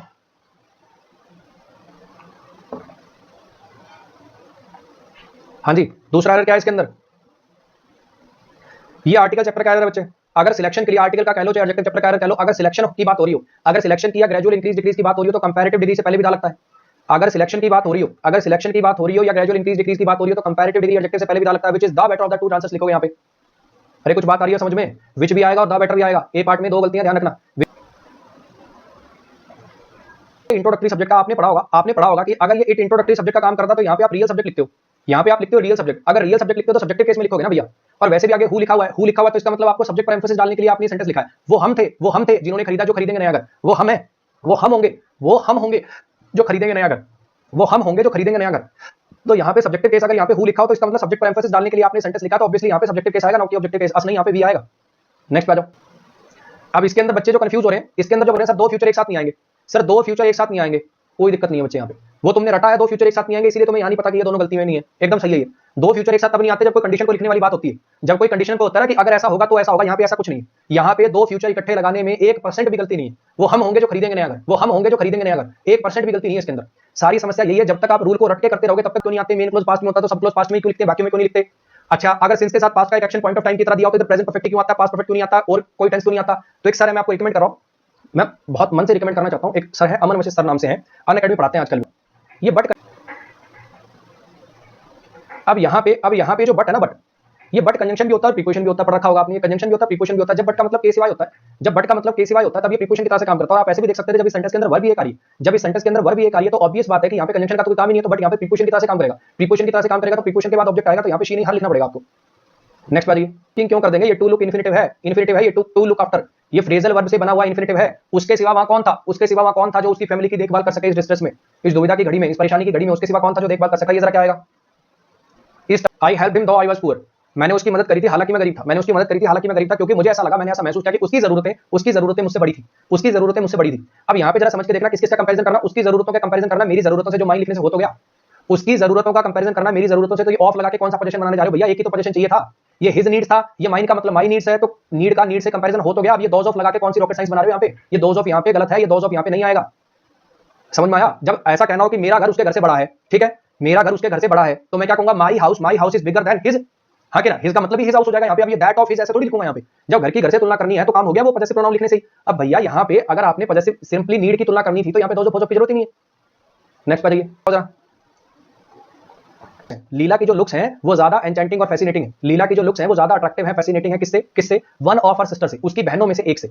अब भैया लुक्स का कंपैरिजन तो लुक्स से होगा ना, लुक्स का कंपैरिजन तो लुक्स से होगा। अब बहनों में से एक की क्या लुक्स, तो यहाँ पे आपको लिखना पड़ेगा than those of one of her sisters, यानी देन द लुक्स ऑफ, यहाँ पे दोज का मतलब है देन द लुक्स ऑफ, यहाँ पे दोज का मतलब है than the looks of one of her sisters, उसकी बहनों में से एक बहन की लुक्स। अब इसमें से काफी बच्चे मैं बताता हूँ वो क्या आंसर देंगे, सर ऐसा लिख सकते हैं वन ऑफ हर सिस्टर्स के ऊपर अगर मैं अपोस्ट्रोफी एस लगा दूं, अगर मैं यहाँ पे सिस्टर के ऊपर ऐसे अपोस्ट्रोफी एस लगा के छोड़ दूं, ऐसा लिख दूं, तो क्या ये सही होगा कि गलत होगा। बच्चे ये सेंटेंस बिल्कुल सही नहीं होगा, क्योंकि इससे पता नहीं चलेगा कि आप सिस्टर्स में से एक कहना चाह रहे हो कि सिस्टर की लुक्स में से एक कहना चाह रहे हो। समझ में आया क्या कहना चाह रहा हूं, सिस्टर की बहुत सारी बहनों की लुक्स में से एक कहना चाह रहे हो कि बहनों में से एक की लुक्स कहना चाह रहे हो। ये स्टेटमेंट को एम्बिग्यूअस बना देगा, ये स्ट्रक्चर अलाउड नहीं है। ऐसा आपने एक एरर भी देखा होगा प्रीवियस ईयर में, आपने एक ऐसा एरर देखा होगा, one of the ministers houses ऐसा करके एरर देखा होगा, कुछ याद आ रहा है। तो ये वही गलती है, इसको कहते हैं कि एक गलती तो क्या हटानी, एक गलती और कर दी, ऐसा नहीं कर पाओगे, क्योंकि इसको लिखने से एम्बिग्यूटी आ जाएगी, समझ में नहीं आएगा कि बहनों की लुक्स में से एक की लुक्स, इसमें क्लियर नहीं है मीनिंग आपका, तो इसलिए वैसे बनाना पड़ेगा। और दोज से बनाओगे, लुक्स प्लूरल है, दैट से नहीं बनाओगे, लुक्स प्लूरल है इसलिए दैट से नहीं, दो से बनेगा भैया। नेक्स्ट बात, ये आपको मैंने उसमें कराया था, मेरा था जो मैंने खरीदा, यहां से दैट अंडरस्टूड है बच्चे, ये दैट अंडरस्टूड है, इसको कोई लिखने की जरूरत नहीं है। रिलेटिव प्रोनाउन जब अगले क्लॉज में ऑब्जेक्ट बन रहा होता है तो वो ओमिट किया जा सकता है, लिख दो तो भी ठीक है, ना लिखो तो भी ठीक है, ये कोई गलती नहीं है, दैट यहाँ पे अंडरस्टूड है, ये आपको मैं पढ़ा चुका हूं, ये कॉन्सेप्ट उन क्लासेस में अगर आपको याद हो। वो कुत्ता जो मैंने खरीदा है वो ज्यादा खूंखार नजर आता है उस कुत्ते से जो तुम्हारे पास है या जो तुमने खरीदा है। तो यहाँ पे देन यू हैव व्हाट, क्या कुत्ते का कंपैरिजन तो कुत्ते से होगा ना, वो कुत्ता ज्यादा खूंखार लगता है उस कुत्ते से, मेरे वाला वो कुत्ता जो मैंने खरीदा वो ज्यादा खूंखार लगता है उस कुत्ते से जो तुम्हारे पास है। तो यहाँ पे कुत्ता तो लिखो भैया, तो यहाँ पे लिखना पड़ेगा than the one you have, यहाँ पे वन का मतलब है डॉग, उस कुत्ते से जो तुम्हारे पास है, कुछ बात आई समझ में क्या कहना चाह रहा हूँ। यहाँ पे योर्स लिखने से भी ग्रामेटिकली ठीक हो जाएगा, लेकिन एक चीज समझना, एक स्ट्रक्चर होता है पैरेललिज्म का। जैसे यहाँ पे कुत्ते के लिए आगे एडजेक्टिव क्लॉज लिखा रखा है, वो कुत्ता जो तुमने खरीदा वो ज्यादा खूंखार लगता है, वो कुत्ता जो मैंने खरीदा वो ज्यादा खूंखार लगता है उससे जो तुमने खरीदा है, the one you have bot. Yours का तो मतलब हो जाएगा तुम्हारा कुत्ता, तो जब इधर यू हैव बॉट वाला चल रहा है तो इधर आई हैव बॉट वाला चल रहा है, तो इधर भी अगर यू हैव लगा रखा है तो बेसिकली वो लिखना चाह रहा है the dog that I have bought looks more ferocious than the dog you have bought. जो कुत्ता मैंने खरीदा वो ज्यादा खूंखार दिखता है उस कुत्ते से जो तुमने खरीदा है। तो मीनिंग को चेंज मत करो, योर्स लिख दोगे ग्रामेटिकली ठीक हो जाएगा, लेकिन प्रेफर यही करना कि आप ये लिखो, इसके अंदर आगे एक्चुअली बॉट अंडरस्टूड मान रहा है क्योंकि दो बार लिखने की जरूरत नहीं। ये कहना चाह रहा था the dog that I have bought looks more ferocious than the dog you have bought. मुझे लगता है बात आई होगी समझ में। अब इसमें से मैं जानता हूं बहुत सारे बच्चे जो हैं वो ये करेंगे कि हैव काट के हैज करेंगे। इस हैव में कोई गलती नहीं है, पहले सेंटेंस का मतलब समझो तो मुझे पता है 90% बच्चे यहाँ पे कहेंगे कि हैव काट के हैज कर दो, क्योंकि उन्होंने पता है, उन्होंने रट रखा ओनली वन लिखा हुआ तो एक की बात होगी तो यहाँ पे हैज आ जाएगा। वो मरकरी वाला सेंटेंस रखा होता है, ओनली वन आए तो दैट के बाद हैज आता है, ओनली वन आए तो रिलेटिव प्रोनाउन के बाद सिंगुलर वर्ब आती है, रट्टे बिठा लिए बढ़िया वाले टनाटन। अब समझिए सेंटेंस का मतलब। एक क्लास में बहुत सारी लड़कियां थी। अब टीचर क्या कह रहा है कि वो लड़कियां जिन्होंने फर्स्ट क्लास सिक्योर किया, मतलब जिनके 60% से ऊपर नंबर आए, मतलब इस क्लास में जो लड़कियां थी उनमें से जिनके 60% से ऊपर नंबर आए, इस क्लास में वो लड़कियां जिन्होंने 60% से ऊपर नंबर स्कोर किए, उनमें से सिर्फ वो वाली जो लड़कियां वो या तो लेबोरियस है या फिर इंटेलिजेंट है, या तो बहुत ज्यादा मेहनती है या फिर इंटेलिजेंट है। सिर्फ एक लड़की ऐसी है जो लेबोरियस भी है और इंटेलिजेंट भी है। ये सेंटेंस का मतलब है कि सब लड़कियों में से जिन्होंने फर्स्ट क्लास स्कोर किया ना, उन सब लड़कियों में से सिर्फ एक इकलौती ऐसी है जो लेबोरियस भी और इंटेलिजेंट भी है, बाकी सबकी सब या तो लेबोरियस है या इंटेलिजेंट है। अगर मैं इस सेंटेंस को आपको तोड़ के दिखाऊं, समझा के दिखाऊं तो भैया ऐसा है, ये ओनली है सब्जेक्ट, मतलब वन है सब्जेक्ट ओनली, इसके लिए एडजेक्टिव की तरह से काम कर रहा है, और प्रीपोजिशन है, ये गर्ल्स इसका ऑब्जेक्ट है, और ये जो that have scored first class marks है ना, ये बच्चे ओनली वन के लिए नहीं आया, गर्ल्स के लिए। उन लड़कियों में से जिन्होंने फर्स्ट क्लास मार्क्स सिक्योर किया है, ये लड़कियां प्लूरल हैं तो यहाँ पे हैव आएगा। उन लड़कियों में से जिन्होंने फर्स्ट क्लास मार्क्स सिक्योर किया है, अकेली एक है, सिर्फ एक है जो लेबोरियस भी और इंटेलिजेंट भी है। ये वन को अभी तक वर्ब मिली नहीं है, तुम जल्दी शी लगानी है, शी सुपरफ्लस है। ये था इसमें एरर था। ये जो इज वर्ब है ना, इज, ये है वन की वर्ब, कि वो लड़कियां जिन्होंने फर्स्ट क्लास मार्क्स सिक्योर किए उनमें से सिर्फ एक है जो कि लेबोरियस भी है और इंटेलिजेंट भी है। एक नंबर का सवाल था। आज के आखिरी सवाल को बताइए फटाक से। ने खुद को डिक्लेयर कर लिया ऑल पावरफुल, यहां पे आपने एम्फेटिक प्रोनाउन का यूज कर दिया, जबकि डिक्लेयर ट्रांजिटिव वर्ब होती है। उसने खुद को ये डिक्लेयर कर लिया, उसने रमन को ये डिक्लेयर कर दिया, डिक्लेयर वर्ब ट्रांजिटिव है, किसको डिक्लेयर किया है बताना जरूरी है, ये एरर है एम्फेटिक वर्सेस रिफ्लेक्सिव का। यहाँ पे एम्फेटिक की पोजीशन पे लिख दिया, रिफ्लेक्सिव लिखना होता है तो वर्ब के बाद लगता है। द डिक्टेटर डिक्लेयर्ड हिमसेल्फ और ऑल पावरफुल, डिक्टेटर ने खुद को डिक्लेयर कर लिया सबसे सर्वशक्तिमान। अट्रैक्टिव चमकदार, जो आपको अपनी तरफ आकर्षित करे, खींचे, चमकदार, चमकीला, ग्लिटरिंग आ जाएगा इसका सिनोनिम। बोरिंग पता ही आप, स्टिंगिंग का मतलब होता है कोई ऐसी चीज जो आपको परेशान करे, कोई स्टिंगिंग रिमार्क अगर होता है, कोई स्टिंगिंग कमेंट आपके ऊपर पास करता है तो बहुत क्रिटिसाइजिंग होता है। जैसे मक्खी का डंक आपको चुभता है ना, तो ऐसे किसी की चुभने वाली बातें बहुत क्रिटिसाइजिंग बातें। फ्लैटरिंग आपको पता ही है, किसी को फ्लैटर करना, चापलूसी, बहुत सारे लोग पलायन कर जाते हैं एकदम से, उसको बोलते हैं एक्सोडस। बहुत भारी मात्रा में एक जगह से जब लोग कहीं दूसरी जगह पलायन कर जाते हैं तो ये एग्जिट, डिपार्चर, ये सब तो इसके सिनोनिम हो गए। हमें तो एंटनी बताना था, अराइवल हो जाएगा इसका एंटनी। रिफंड, जब किसी को दफनाते हैं उस समय जो गाना गाते हैं उसको क्या बोलते हैं? उसको बोलते हैं बच्चे डर्ज। सोनेट एक कविता होती है 14 लाइनों की, इसको आप देख लेना, ये भी पोएम से रिलेटेड है, कौन से टाइम पे गाने जाने वाली पोएम वगैरह है ये भी देख। पैसे की खराबी, रिटेलिएट, जब आपको कोई काम, आपको कोई क्षति पहुंचा दे तो आप उसके जवाब में जो करते हो रिटेलिएशन। सार्काज्म का मतलब क्या होता है? जब कोई इंसान आपकी तारीफ कर रहा है लेकिन ऐसी तारीफ है जो तारीफ कम और बेइज्जती ज्यादा है। लेफ्ट हैंडेड कॉम्प्लीमेंट जिसको बोलते हैं। मान लो कोई आदमी बहुत मोटा है, उसका मजाक उड़ा रहे हैं, और भाई पतलू क्या हाल चाल, ये हो गया सार्काज्म। प्रोनाउन चैप्टर की लास्ट क्लास है, 3rd क्लास है, ठीक है। क्या करो बच्चे, कोशिश किया करो कि he is one of those, वह उनमें से एक है, वह उनमें से एक है जो अपनी जिंदगी कुर्बान कर देंगे कंट्री के प्रति डिसलॉयल होने की बजाय, कंट्री के लिए, कंट्री के प्रति गद्दार बनने की बजाय वो अपनी जान कुर्बान करना ज्यादा अच्छा समझेंगे। ये सेंटेंस का मतलब है। अब जरा ध्यान से देखना क्या कहना चाह रहा हूं। He is one of those, वह उनमें से एक है, वह उनमें से एक है, किन में से? जो अपनी जान कुर्बान करना बेहतर समझेंगे देश के प्रति गद्दार होने से। तो ये जो डिस्क्रिप्शन है, ये जो आपने बात बताई है हु लगा के, ये जो आपने हु लगा के बात बताई है, किन के लिए बताइए? इस वन के लिए बताइए, किन दोस्त के लिए बताइए? दोस्त के लिए बताइए। वह उनमें से एक है, कैसे लोगों में से एक है जो अपनी जान कुर्बान कर देंगे देश के प्रति डिसलॉयल होने की बजाय। यानी ये जो बात आपने, जो ब्यौरा आपने दिया है, ये दोस्त के लिए दिया, यानी प्लूरल के लिए दिया है। और अगर प्लूरल के लिए दिया है तो यहाँ पे हिज लाइफ नहीं, यहाँ पे देयर लाइफ आएगा। कुछ बात आई समझ में क्या कहना चाह रहा हूं? चलो जी नेक्स्ट बात। It has finally downed upon her, मतलब डाउन अपॉन हर का मतलब अब उसे ये बात समझ में आई है, फाइनली अब जाके उसे ये बात समझ में आई है कि one should never compromise with his dignity, integrity and self respect, कि किसी को अपनी डिग्निटी, इंटेग्रिटी और सेल्फ रिस्पेक्ट के साथ कॉम्प्रोमाइज नहीं करना चाहिए। यहाँ पे ये वन है सब्जेक्ट, और आपने पढ़ रखा होगा अगर वन सब्जेक्ट का काम करता है तो उसका पॉजेसिव केस हिज नहीं, उसका पॉजेसिव केस वंस हुआ करता है। ही के लिए हिज आता है, शी के लिए हर आता है, आई के लिए माई आता है, वी के लिए आर आता है, तो वन के लिए आता है जी वंस। यहाँ पे वंस डिग्निटी ये लिखना पड़ेगा आपको। चलो जी नेक्स्ट बात। अगर कोई काम पूरा कर चुका है तो वो घर जा सकता है, अगर कोई काम पूरा कर चुका है तो वो घर जा सकता है। मे परमिशन के लिए यूज होता है, में क्या दिक्कत है? यू मे गो होम, तुम घर जा सकते हो, परमिशन के लिए मैं यूज होता है, परमिशन देने के कोई दिक्कत नहीं बच्चे। नो एरर था, नो एरर, नो एरर, बीच में एक आधे नो एरर भी आने चाहिए ताकि पता चले कि जबरदस्ती एरर निकालने की टेंडेंसी तो नहीं बन गई है तुमने कहीं।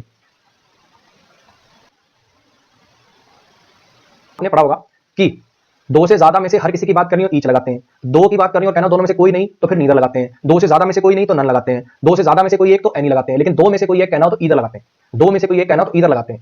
इन दोनों फोटोज में से, इन दोनों पिक्चर्स में से कोई भी एक ले लो, कोई भी एक ले सकते हो। तो यहाँ पे दो में से अगर सेलेक्ट करना, दो में से कोई एक कहना तो उसके लिए वर्ड एनी नहीं, उसके लिए वर्ड ईदर है।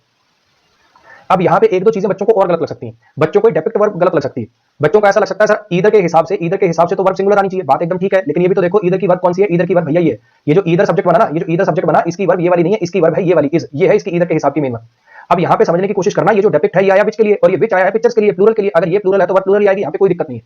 यहाँ पे अगर रियल पिक्चर शब्द होता, असली पिक्चर, इन दोनों में से कोई भी एक पिक्चर जो डिपिक्ट करती है, ये जो पिक्चर्स जो हैं डिपिक्ट जो करती हैं, ये जो पिक्चर्स हैं जो दर्शाती हैं असलियत आजकल के पॉलिटिशियंस की, ये जो पिक्चर्स हैं जो दर्शाती हैं असलियत आजकल के पॉलिटिशियंस की, इनमें से कोई भी एक देखने योग्य है। तो यहाँ पे रियल पिक्चर होता तो ज्यादा अच्छा होता, लेकिन ये कोई ग्रामेटिकल एरर नहीं है। असली पिक्चर दिखाती है, असली इनके रंगों को दिखाती है, प्लूरल में भी आप यूज कर सकते हो, कोई ग्रामेटिकल एरर नहीं है, लेकिन पिक्चर लिखा होता तो बेटर होता, कुछ बात आई समझ में? हाँ बच्चे, विच की जगह दैट भी आ सकता है यहाँ पे, क्योंकि इस नाउन से पहले दा लगा हुआ है, जब नाउन से पहले दा लगा होता है तो विच भी आ सकता है, दैट भी आ सकता है। नॉन लिविंग के केस में, लिविंग के केस में हु भी आ सकता है और दैट भी आ सकता है, ठीक है। विच में कोई गलती नहीं, यहाँ पे गलती इधर वाली थी बस। नेक्स्ट बात, यहाँ पे बच्चे ये एस नहीं आएगा, ये सॉरी टाइपिंग एरर है, ये टाइपिंग एरर है। यू से इट इज योर प्रॉब्लम, तुम कहते हो कि ये तुम्हारी समस्या है, लेकिन ये मैं कहता हूँ ये मेरी भी है। अब ये जो इट अपोस्ट्रोफी एस होता है, बेसिकली इट इज होता है यू से, और यहाँ पे एक दैट कंजंक्शन अंडरस्टूड है, पहले पढ़ा चुका हूं आपको, डाउट डिस्कशन वाली जो सीरीज चलाई थी उसमें बात आपको समझाई थी मैंने। यदि किसी वर्ब का ऑब्जेक्ट क्लॉज बनना और उसे जोड़ने वाली कंजंक्शन दैट हो, जिसकी हिंदी की होती ना, तुम कहते हो की, तो इस कंजंक्शन को आप ड्रॉप कर सकते हो, लिख दोगे तो भी ठीक है, ना लिख दोगे तो भी ठीक है, यहाँ दैट लिखा होता तो भी ठीक होता, ना लिखा होता तो भी ठीक होता, ये अंडरस्टूड है। यू से दैट, तुम कहते हो कि ये तुम्हारी प्रॉब्लम है, लेकिन मैं कहता हूं कि ये मेरी प्रॉब्लम भी है। अब यहाँ पे फिर से इट इज आया, तो आपने बेसिकली लिख रखा इट इज माई, और अगर आपने एडजेक्टिव चैप्टर पढ़ा होगा तो वहां पे आपने ये चीज देखी होगी कि ये जो पॉजेसिव एडजेक्टिव होते हैं ना, ये कभी भी कॉम्प्लीमेंट की तरह से काम नहीं कर सकते। ये जो पॉजेसिव एडजेक्टिव होते हैं कभी भी कॉम्प्लीमेंट की तरह से काम नहीं कर सकते, आपको इसकी जगह पे प्रोनाउन लगाना पड़ेगा। It is my problem also, problem पे आपका पोजीशन भी बनाना है, तो आप ये कहना चाह रहे हो कि तुम कहते हो कि it is your problem, but I say it is my problem also, तो माई प्रॉब्लम कहना है तो यहाँ पे माई वर्ड का यूज होगा। कुछ आई बात समझ में क्या कहना चाह रहा हूँ? चलो, दिस कार इज माई, ये कहना गलत हो जाएगा, दिस कार इज माइन कहना पड़ेगा आपको। ये जो पॉजेसिव एडजेक्टिव्स होते हैं, माई होता है या फिर अपना हर हो गया, या फिर ये दिस को एज ए कॉम्प्लीमेंट यूज कर लेना, इनको एज ए कॉम्प्लीमेंट यूज मत किया करो, इनकी जगह पे पॉजेसिव अगर आप यूज कर लिया करो। ने वादा किया है उसे कुछ भी दिलाने का जो वो चाहती। उसकी माँ ने वादा किया है कि वो उसे कुछ भी दिला देंगे जो वो चाहती है, अगर वो एग्जाम पास कर दे। अगर वो एग्जाम पास कर दे तो आपने पढ़ा होगा, ये वर्ड तब आता है जब पीछे कोई एंटीसेडेंट ना हो। ये वर्ड तब आता है जब पीछे कोई एंटीसेडेंट ना हो। आपने अगर इसको ग्रामर से पढ़ा भैया, कॉन्सेप्ट से पढ़ा है, तो आपको पता होगा ये जो हु होता है, हुम होता है, ये जो हु है, हुम है, विच है, दैट है, ये बनाते हैं भैया एडजेक्टिवल क्लॉज। ये एडजेक्टिवल क्लॉज बनाते हैं, यानी ये तब लगते हैं जब किसी नाउन या प्रोनाउन को डिस्क्राइब करना हो। They rewarded the man who saved the drowning child. एक नाउन को डिस्क्राइब करना हो, एक नाउन या प्रोनाउन को डिस्क्राइब करने वाला क्लॉज लिखना हो, तब तो ये वाले रिलेटिव प्रोनाउन लगते हैं। लेकिन अगर आपको ऑब्जेक्टिवल क्लॉज बनाना हो, जैसे जैसे I like what you said, I like what you said, तो लाइक का ऑब्जेक्ट बनाना है, नाउन क्लॉज बनाना हो, नाउन क्लॉज बनाना हो, तब आप व्हाट का यूज करते हो। अब अगर आप यहां पे देखोगे तो उसकी मां ने वादा किया उसे कुछ भी देने का, कुछ भी देने का, कुछ भी क्या, जो उसे चाहिए, जो भी उसे चाहिए। तो यहाँ पे एनीथिंग प्रोनाउन का डिस्क्रिप्शन है, यानी यहाँ पे नाउन क्लॉज नहीं, आपको एक एडजेक्टिवल क्लॉज की जरूरत है। तो एडजेक्टिवल क्लॉज वर्ड से नहीं बनेगा, वो बनेगा यहाँ पे दैट से। आपने पढ़ रखा होगा anything, everything, all, none, both, ये शब्द जब आते हैं तो रिलेटिव प्रोनाउन कौन सा लगता है? दैट लगता है। कुछ याद आया? हाँ जी, कुछ याद आया? दैट ड्रॉप भी हो सकता है, ये मैंने आपको पढ़ा रखा है। अगर रिलेटिव प्रोनाउन ऑब्जेक्ट की तरह से काम करता है तो उसको ड्रॉप भी कर सकते हो, लेकिन एक वर्ड हटा रहे हो तो दूसरा वर्ड लिखना प्रेफर करना। अगर एक शब्द को आप हटा रहे हो तो दूसरा वर्ड लिखना प्रेफर करना। इसको मैं तो ब्रेक कर दूंगा बच्चे, मैं तो ब्रेक कर दूंगा, लेकिन आप समझ पाओगे कि नहीं समझ पाओगे थोड़ा वो सोच लेना। जो ब्रेक ब्रेक चिल्ला रहा है मैं तो ब्रेक कर दूंगा। हर ये पॉजेसिव एडजेक्टिव है, हैज हेल्पिंग वर्ब है, प्रॉमिस्ड यहाँ पर मेन वर्ब है, ये टू गिव ये प्रॉमिस्ड वर्ब का ऑब्जेक्ट है, लेकिन ये सेमी वर्ब है, अर्ध वर्ब है, इसलिए इसने अपना एक ऑब्जेक्ट रख लिया। और ये डाई ट्रांजिटिव वर्ब से बना हुआ सेमी वर्ब था। ये जो इन्फिनिटिव था ये खुद भली ऑब्जेक्ट है, लेकिन ये सेमी वर्ब है, अर्ध वर्ब है, वर्ब होते ही सेमी वर्ब होते हैं, इन्फिनिटिव जेनेटिव पार्टिसिपल, और वो भी डाई ट्रांजिटिव वर्ब से बना हुआ। तो ये इनडायरेक्ट ऑब्जेक्ट है इन्फिनिटिव का, और ये एनीथिंग डायरेक्ट ऑब्जेक्ट है इन्फिनिटिव का। और ये जो दैट है, ये ऑब्जेक्ट है इस वांट्स वर्ब का, और ये शी सब्जेक्ट है, और ये पूरा का पूरा ये पूरा का पूरा एडजेक्टिवल क्लॉज है एनीथिंग को डिस्क्राइब करने के लिए। इफ आपका कंजंक्शन है, शी आपका सब्जेक्ट है, पासिस यहाँ पर वर्ब है, इन प्रीपोजिशन है, और एग्जामिनेशन इसका ऑब्जेक्ट है। हालांकि पास जो वर्ब होती है इसको सीधा यूज करते हैं, ट्रांजिटिवली ज्यादा प्रेफर करी जाती है। If she passes the examination ज्यादा बढ़िया यूज होता है, लेकिन इन भी गलत नहीं होता। कोशिश करना इन हटाने का। अगर आपके पास कभी चॉइस है तो बिना इनके लिखना, पास को ट्रांजिटिवली ही यूज करना, लेकिन इसके अंदर कोई और एरर था तो अपन इसको चला दिया। हर बच्चे का प्रणाम का जवाब देने लगूंगा, फिर क्लास कैसे लूंगा? बच्चे समझ जाएगा ना, ऐसे तंग नहीं किया करते। वो अवेयर नहीं था उन चीजों के बारे में और उन लोगों के बारे में जिन्होंने उसे घेर रखा था, उन लोगों और उन चीजों के बारे में वो अवेयर नहीं था। अब अगर आपको याद हो, थिंग्स के लिए तो विच आता है और पीपल के लिए हु आता है। हु लगा दूंगा तो थिंग्स के हिसाब से गलत हो जाएगा, विच लगा दूंगा तो पीपल के हिसाब से गलत हो जाएगा। ऐसा कौन सा रिलेटिव प्रोनाउन है जो एनिमल्स के लिए और लिविंग एनिमल्स के लिए और ह्यूमन बीइंग हो, चाहे थिंग्स हो और ह्यूमन बीइंग जो दोनों को रेफर करते हैं, ऐसा कौन सा रिलेटिव प्रोनाउन है? ऐसा कौन सा रिलेटिव प्रोनाउन है जो दोनों के लिए आ सकता है? वो आ सकता है जी दैट। दैट एक ऐसा रिलेटिव प्रोनाउन है जो दोनों को रेफर कर सकता है, living, non living, living plus animal के कॉम्बो को रेफर करने वाला केवल एक ही रिलेटिव प्रोनाउन है, जिसका नाम है दैट। पढ़ाई चीजें गलत कर रहे हो, ये सारी चीजें तुमने पढ़ रखी है भैया, अपने नोट्स रिवाइज कर लो। एवरीवन खुद ही एक प्रोनाउन है, सेक्शन नाउन आगे लिख दिया। यहाँ पे एवरीवन खुद ही एक प्रोनाउन है, उसके साथ नाउन लिख रखा है, तो यहाँ पे एक्चुअली प्रोनाउन नहीं एडजेक्टिव की जरूरत थी, यहाँ पे एक एडजेक्टिव की जरूरत थी। तो या तो आप एवरी लिख लो, या फिर आप ईच लिख लो, क्योंकि एवरीवन भी डिस्ट्रीब्यूटिव नेचर का होता है, तो कोई भी डिस्ट्रीब्यूटिव नेचर का शब्द लिख लो। या तो आप एवरी लिख दो या ईच लिख दो, दोनों में से कोई भी लिख दो, सही हो जाएगा। एवरी लिख दीजिए चाहे ईच लिख दीजिए, दोनों में से कोई भी लिख दीजिए, सही हो जाएगा। बेटर यहाँ पे ईच रहेगा, एवरी को तब प्रेफर करते हैं जब रिपीटिशन की बात होती है, अब ये आगे सेंटेंस आएगा तब आपको समझाऊंगा। यहाँ पे प्रेफर करना अपना ईच को, लेकिन ग्रामेटिकली दोनों सही। इसमें बताइए जरा, चाहे तुम एक एडिटर हो या एक रिपोर्टर हो, ये तुम्हें बिठाता है, वो तुम्हें भगाता है। मतलब अगर तुम एडिटर हो या रिपोर्टर हो, ये काम तुम्हें बिठाता है, वो काम तुम्हें भगाता है। अब अगर आपको याद हो, ये जो दिस होता है ना, ये अपने पास वाले को रेफर करता है, और ये जो दैट होता है ये दूर वाले को रेफर करता है, हाँ के ना?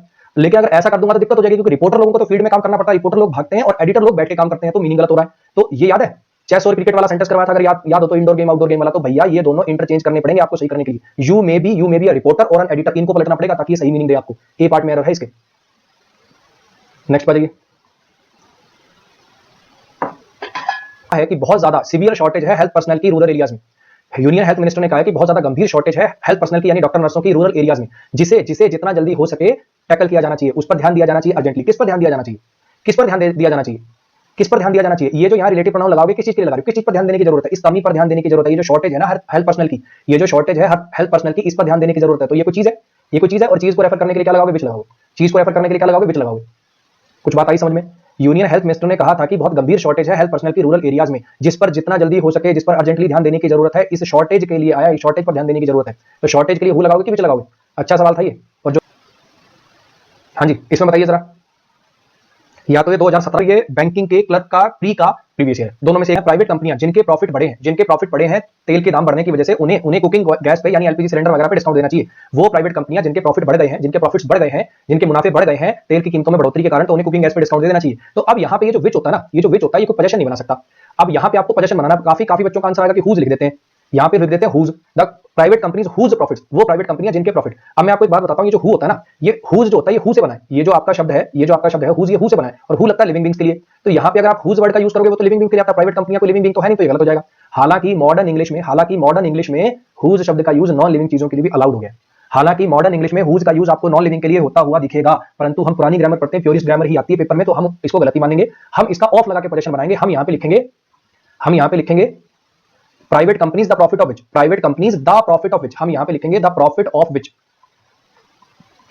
अब यहां पे ऑफ विच लगाने से इस प्रॉफिट के ऊपर पोजीशन बन जाएगा प्राइवेट कंपनीज का। वो प्राइवेट कंपनियां द प्रॉफिट्स ऑफ विच, जिनके profit, the private companies the profits of which, जिनके प्रॉफिट्स, प्रॉफिट्स ही रखना बच्चे, आगे वर्ब प्लूरल है, प्रॉफिट्स ही रखना। अगर आगे वर्ब प्लूरल दे रखी है तो प्रॉफिट्स ही रखना। यहां पे कहानी आई समझ में? चलो नेक्स्ट बताइए। डिसाइड करा था कि वो एक मूवी देखने जाएंगे शाम को, अरविंद और शाम ने डिसाइड करा था कि मूवी देखने जाएंगे शाम को, लेकिन मैं जानता हूं दोनों नहीं जाएंगे, क्योंकि दोनों के दोनों क्लोज ट्विस्टेड है, दोनों के दोनों बड़े कंजूस हैं, दोनों के दोनों ही बड़े कंजूस हैं। अब यहां पे ये जो बोथ वर्ड है आपने पढ़ रखा होगा, बोथ कभी नेगेटिव में नहीं आता। पढ़ा ये वाला सेंटेंस, ये वाला रूल पढ़ा होगा कि बोथ का कभी भी नेगेटिव क्लॉजेस में यूज नहीं होता। बोथ का यूज कभी भी नेगेटिव क्लॉजेस में नहीं होता। बोथ को नेगेटिव क्लॉजेस में यूज नहीं करते। कुछ याद आया? हाँ जी, कुछ याद आया? तो यहाँ पे आपको क्या करना पड़ेगा? आपको इसको कन्वर्ट करना पड़ेगा नीदर में। तो आप ये बोथ भी हटा दो और ये नॉट भी हटा दो। इससे पहले यहाँ पे सब्जेक्ट के रूप में नीदर का यूज करो। नेक्स्ट पे आ जाओ। well as together with along with, ये सारे के सारे प्रीपोजिशनल फ्रेजेस की तरह से काम करते हैं, यानी सब्जेक्ट की तरह से काम करेगा सिर्फ फाइल। तो अगर सब्जेक्ट की तरह से सिर्फ फाइल काम करेगा तो उसके साथ उसके अकॉर्डिंग यहाँ पे themselves नहीं herself आएगा। नेक्स्ट पे आ जाइए। इसमें बताइए जरा, ये तो डिस्को डांस करके बता रहा है, कम से कम इसको तो बता दो सही सही। ये फिर सेकंड पर्सन फिर थर्ड पर्सन, यानी पहले आई आएगा फिर यू आएगा एंड ही आएगा। नेक्स्ट पे आ जाइए। इस सेंटेंस का मतलब देखो, I am yet to come across, मतलब मैं आज तक कभी ऐसे दो लोगों से मिला नहीं हूं। मैं अभी तक अपने जीवन में ऐसे दो लोगों से मिला नहीं हूं जो तुले हुए हों, बेंट ऑन, मतलब किसी चीज को लेकर डिटरमिन्ड होना, बहुत ज्यादा किसी काम के पीछे पड़े होना, वो जो तुले हुए हों एक दूसरे की जिंदगी मिजरेबल बनाने में, जो इतने तुले हुए हों एक दूसरे की जिंदगी मिजरेबल बनाने में जितने ये तुले हुए हैं। मतलब दो मियां बीवी हैं मान लो, ठीक है, सारा दिन लड़ते रहते हैं, तो आप उनको देख के क्या कह रहे हो कि भैया मैं आज तक कभी ऐसे दो लोगों से नहीं मिला, मैं जीवन में अभी तक ऐसे दो लोगों से नहीं मिला जो उतने तुले हुए हों एक दूसरे की जिंदगी झंड करने में जितने ये तुले हुए। तो यहाँ पे दो लोगों की बात हो रही है, तो आपने पढ़ रखा होगा दो लोगों के लिए ईच अदर आता है, दो से ज्यादा के लिए वन अनदर आता है, आपने पढ़ रखा होगा। हालांकि यहाँ पे जो मुझसे पढ़े हैं मैंने उनको एक बात और बता रखी है, ये लाइफ नाउन है, पॉजेसिव केस में कोई दिक्कत नहीं, पॉजेसिव तो आएगा ही आएगा। ईच अदर से काम नहीं चलेगा, ईच अदर्स लिखना पड़ेगा, आगे लाइफ नाउन पे पोजीशन बनाना, ईच अदर्स लाइफ लिखोगे। यहाँ पे मैंने आपको एक बात और बता रखी है, अगर आपको याद हो तो, ईच अदर और वन अनदर लगता है दो, ईच अदर लगता है दो के लिए और वन अनदर लगता है दो से ज्यादा के लिए। मॉडर्न इंग्लिश में ये दोनों सिनोनिम होते हैं। मॉडर्न इंग्लिश में ये दोनों सिनोनिम होते हैं।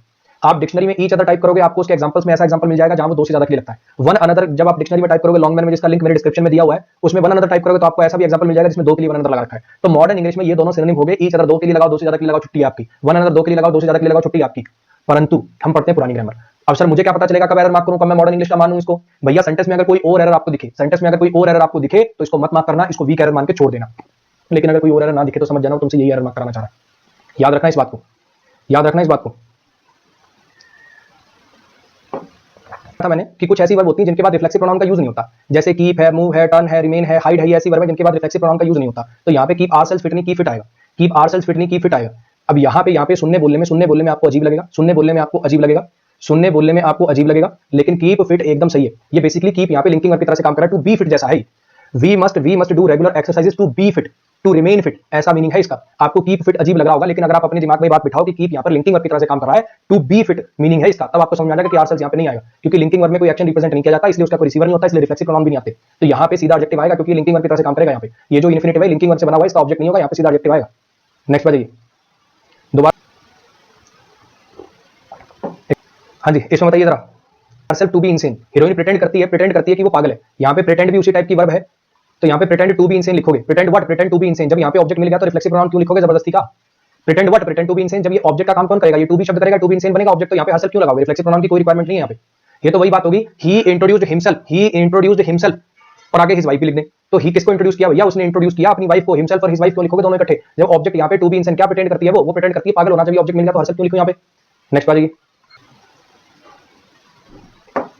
तो पांचों भाई हैं, हमेशा डैगर्स ड्रॉन रहते हैं। मतलब एट डैगर्स ड्रॉन इडियम का मतलब होता है एक दूसरे से अनफ्रेंडली मैनर में होना, एक दूसरे के कट्टर दुश्मन होना, हमेशा एक दूसरे से अनफ्रेंडली रहते हैं, एक दूसरे के शत्रु बन गए बिल्कुल। इसलिए उन्हें ऐसा लगता है कि ये उनकी डिग्निटी से नीचे है एक दूसरे से बात करना। अब पांच भाइयों की बात करें तो ईच अदर लगाओगे कि वन अनदर लगाओगे? नेक्स्ट बताइए, बताओ जरा। चीजें सुधरेंगी नहीं अगर तुम खुद ध्यान नहीं दोगे उन पे, अगर तुम खुद उन पे ध्यान नहीं दोगे, अगर तुम खुद उनको तवज्जो नहीं दोगे। अब यहाँ पे क्या नहीं सुधरेगा? चीजें नहीं सुधरेंगी। अगर तुम उन पे ध्यान नहीं दोगे तो यहाँ पे जो प्रोनाउन आना था ये चीजों के लिए आना था, और चीजें अगर प्लूरल है तो प्रोनाउन भी प्लूरल आएगा, यहाँ पे देम आएगा, इट नहीं आएगा।